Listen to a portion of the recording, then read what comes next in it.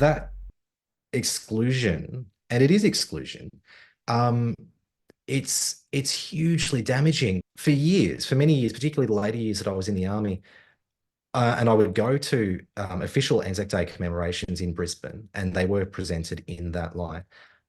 I nearly walked off. Like I was so offended, so hurt, so rejected, and so excluded that as a full-time, very proud serving soldier, I nearly walked off in disgust because by the sixth hymn and the eighth prayer, because I counted them, I was standing there in the cold at 5:30 in the morning, wondering who this is for. More to the point, it didn't represent the army as I knew it. There's a really profoundly beautiful thing about the army that I think a lot of people won't necessarily appreciate unless they've lived that dream, which is overwhelmingly soldiers and sailors and airmen are the most colorblind and accepting and egalitarian people you'll ever meet. When I see something like Anzac Day being presented as a sermon, right, as a Christian sermon, the reason that that is so upsetting